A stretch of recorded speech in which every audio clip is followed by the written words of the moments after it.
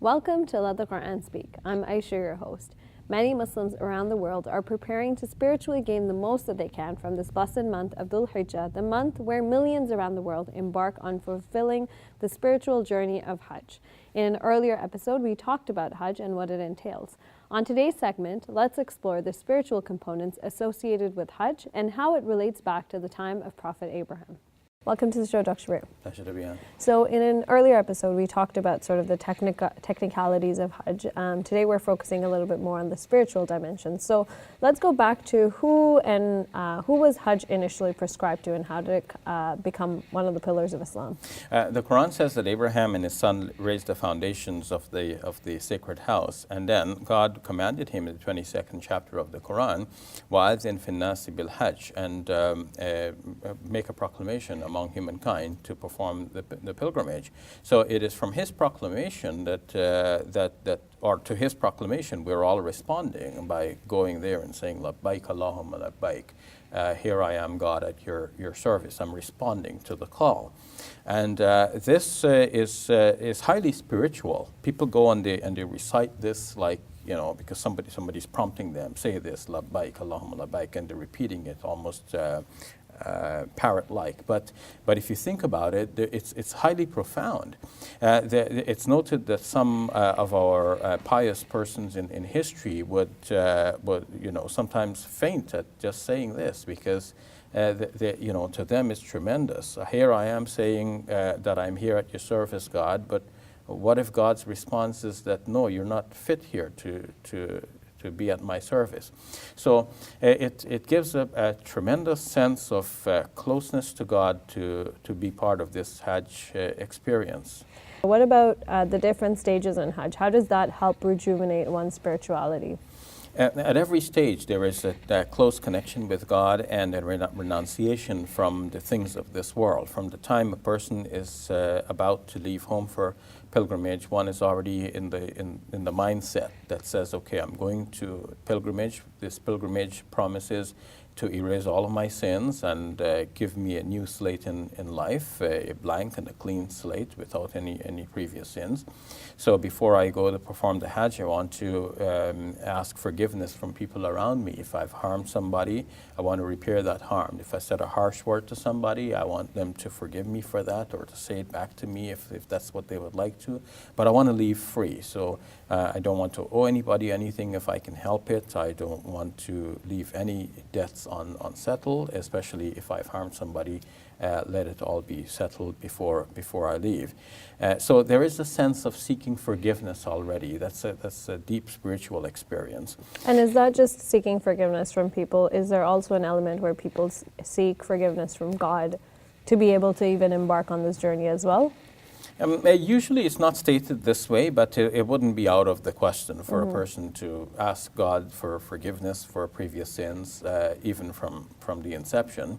But usually in what we describe regarding Hajj, or what we read regarding Hajj, seeking forgiveness is not mentioned at this stage. It's just taken for granted that seeking forgiveness is the general condition of a Muslim in all of our prayers and in almost everything we do. Setting out for the pilgrimage already means that we have a long journey ahead, and we're going to, especially in ancient times when people went into this journey fraught with all kinds of uncertainties and dangers, one did not have the certainty that one would return home. And even in modern times, any travel can be precarious. Especially the Hajj journey. One leaves saying temporary goodbye to friends and relatives, taking time away from work and all of our material attachments, going now on this. It is a spiritual journey. And it reminds us of the ways of the great prophets of God. Moses, on whom be peace, went with the people of Israel into the wilderness. He also had to go commune with God by going to that mountain to meet God. We are actually going to a mountainous region. We will go to the plain of Arafah.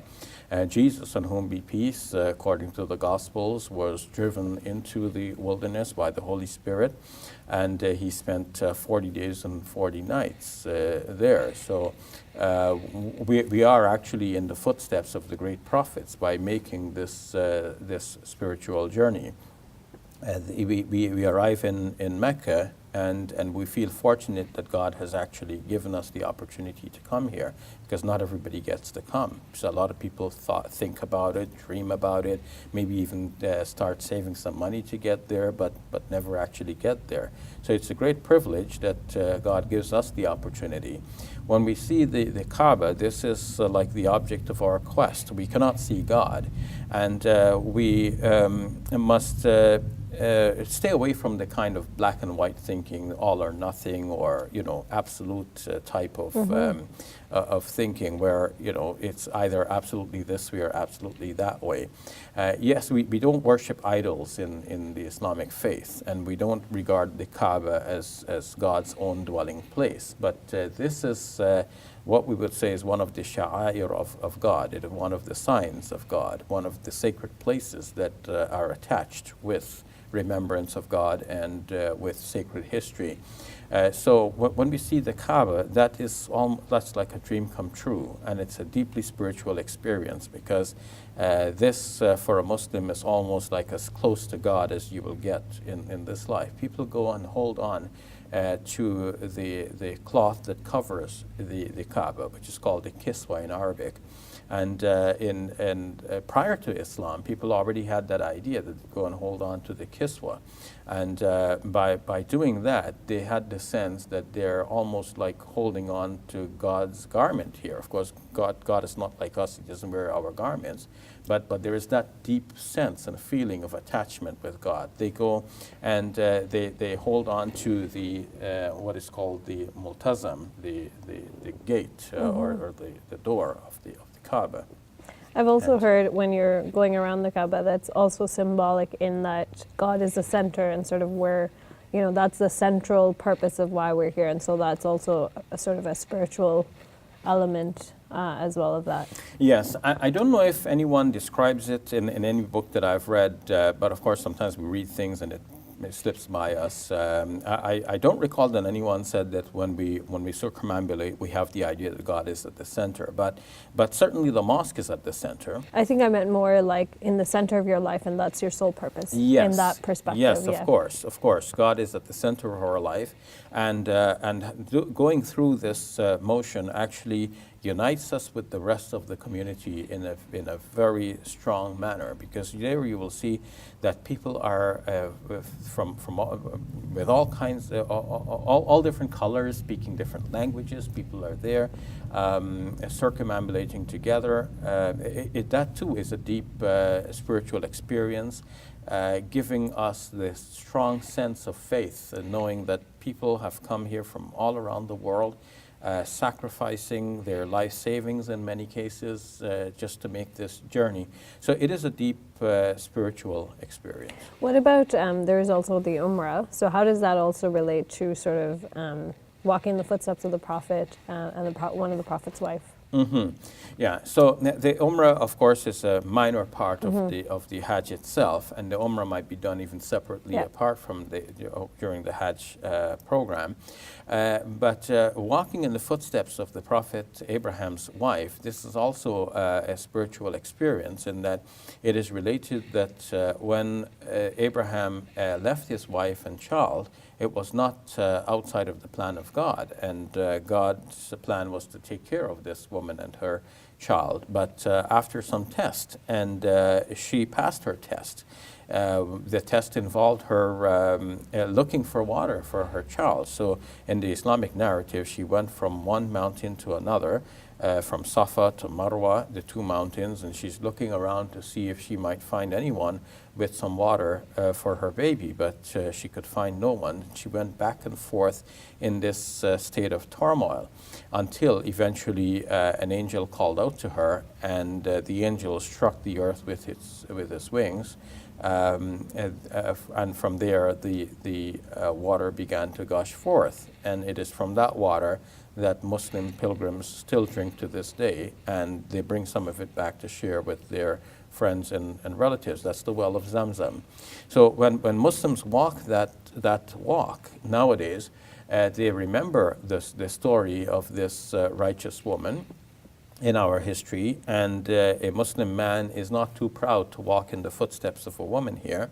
It shows the importance of this woman in our history, and it again gives us that sense that we are part of this great test which Hagar so successfully passed.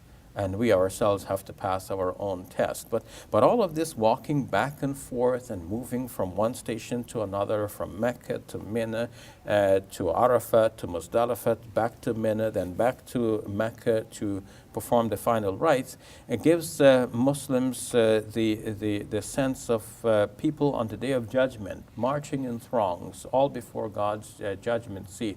And people are in turmoil. They are worried about their sins and hoping for a good resolution on this Day of Judgment. But sometimes they're moving about from place to place. In the Islamic narrative, it is mentioned that people will go from one prophet to another, asking them to intercede before God. And finally, they'll come to the Prophet Muhammad, on whom be peace. So all of this moving from one station to another is reminiscent of the greater things that await us, especially on the Day of Judgment. Now, assuming one goes to Hajj, has that spiritual experience, comes back, what are some spiritual lessons that one can take into the year? The Quran tells us to avoid all evil things during the Hajj. La rafatha wa la fusuka wa la jidala fil Hajj. There should be no sexual congress during that time, even of the normally legitimate sort with your spouse. No evil things, not even wrangling with other people while you're there in the pilgrimage. So that should create a deep sense in people. And I've seen people come back proud before, but humble afterwards. Hajj is a life-changing experience. Hopefully, after that deep spiritual connection with God and with the rest of humankind in that sacred journey, one comes back humble. One comes back with a close attachment to spiritual things, a close attachment with God, a deeper sense of the grander reality that governs the life of this world, the reality behind it, that this world is only a part of a larger stage of life, as one stage in the grander scheme of life, which involves a life hereafter. And one is more looking forward towards the life hereafter. One gives up lying, cheating, backbiting, stealing. One gives up all kinds of foul deeds, knowing that one has turned a new page in life now and is turning towards the life hereafter and away from the things of this world. While, of course, we have to continue using the things of this world and continue our attachment with this world, but we cannot be attached in the same way as before. We cannot let this world overwhelm us. Now we have entered into a new spiritual experience. And we must continue living a life that reflects that spiritual experience. A very informative session. Thank you very much, Dr. Shabir. You're welcome.